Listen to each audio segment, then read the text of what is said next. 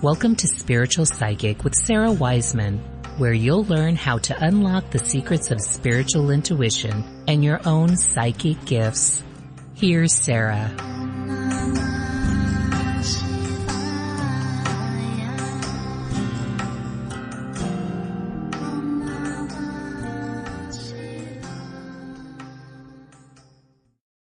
Welcome to Spiritual Psychic. I'm Sarah Wiseman. Today we're talking about what is the false psychic path.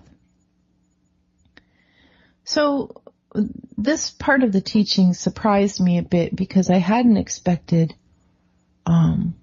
this to be approached so, directly.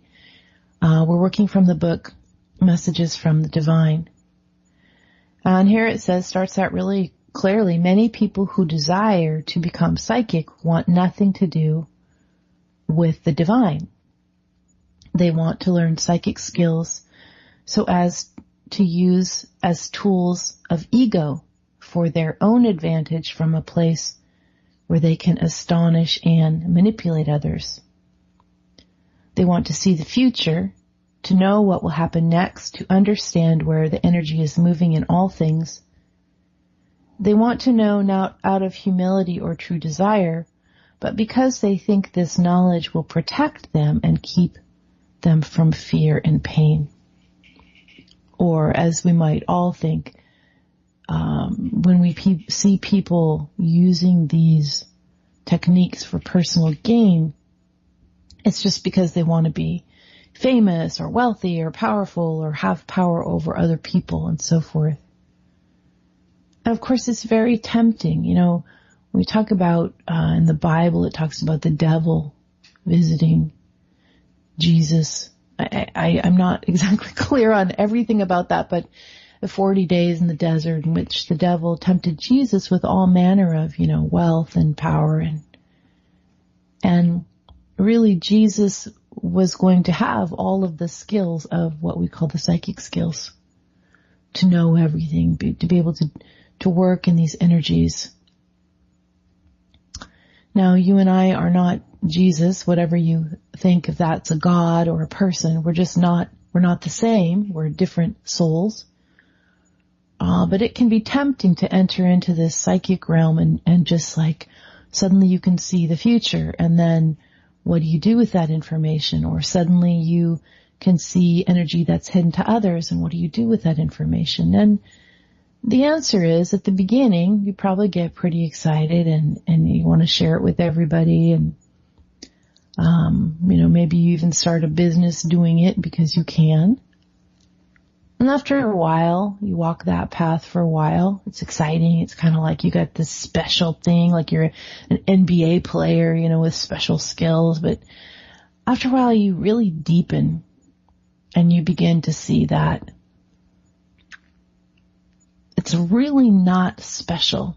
It's really just seeing what is. It's just that you've learned to see it, and other people are in the process of learning to see it. These psychic gifts are, it's just a way of seeing beyond the veil, and anyone can do it when they start to pay attention to it. It's not really that special after all. So going on this false psychic path, the false path is to think that this is something that you created, or that this is something that only you can do. And the book says, pinpointed focus and the tricks and techniques of the wizard, the seer, the sorcerer, the magi, these are interesting, but no more than that.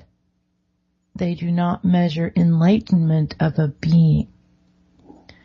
An enlightenment of yourself, you might use the psychic gifts to expand your understanding. Definitely, that's part of that process.